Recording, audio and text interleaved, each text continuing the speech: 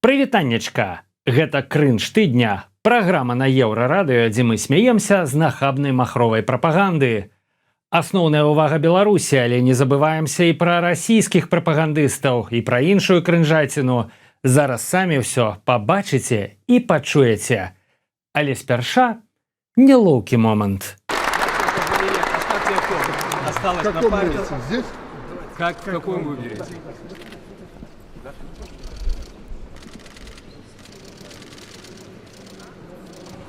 Я вам завидую, мужики. Спасибо большое. Завидую искренне. А што ніхто не пляскае? Ну, тады хаця б лайк гэтаму відэа пастаўце.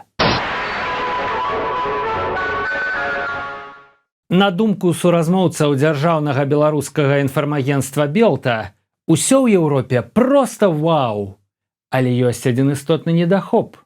Зараз даведаецеся, які. Европа, ничего там хорошего нет, ничего. Да, там пожить какое-то время, пока место в розовых очках. Хорошо отдыхать. Все для хорошо. Того, чтобы жить с детьми, трамваи, троллейбусы, кондиционеры, там Wi-Fi, все, парки, все замечательно. Но чтобы там жить, там нужно пахать. Прикиньте, оказывается, каб зарабляць грошы, трэба працаваць. І дзе прапагандысты ўвогуле адкапалі гэтую казачную сямейную парачку са света ружовых поні? У клубе рэдактароў знайшлі тлумачэнне, чаму Лукашенка за 30 гадоў не тое, што не перамог карупцыю, а наадварот, падпусціў яе на адлегласцю адно пацісканне рукі да ўзроўню свайго памочніка. Аказваецца, ён бы даўно перамог. Але такая справа, ніхто ў гэта не поверыць. Вот представьте вы ситуацию, что вам скажут, коррупцию искоренили полностью. Мало кто поверит. Всегда есть человеческая сущность такая, это которая... сделать крайне сложно, наверное, невозможно. Но то, что в нашей стране ведется плановая, системная работа по выявлению и искоренению этого зла, это факт. Ніхто не поверыць. Шакавальнае прызнанне ад прапагандыста.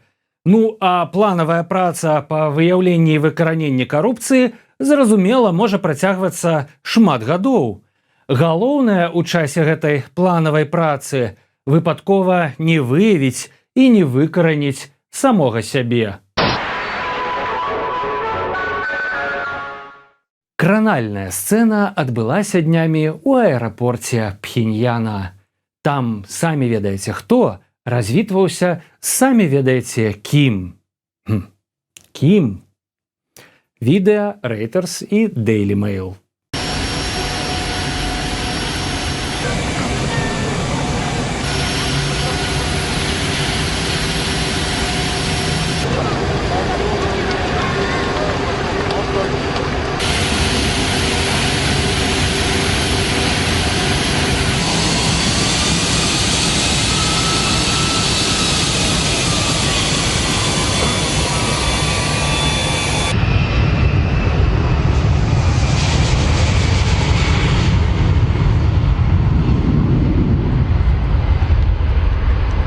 Здаецца, гэтыя двое за некалькі дзён так пасябравалі, што ім цяжка будзе адно без аднаго.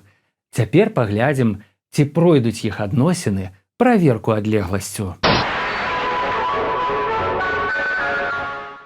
У нашай традыцыйнай намінацыі «Дупалізы тыдня» сёння перамагае Наталля В. з аграгарадка Ціхінічы. 3 гады таму яна адарвала гадаванца ад сэрца і хатняй гаспадаркі, каб летом 2024-го яе паклікалі ў тэлевізар. Твое подсобное хозяйство у нас небольшое.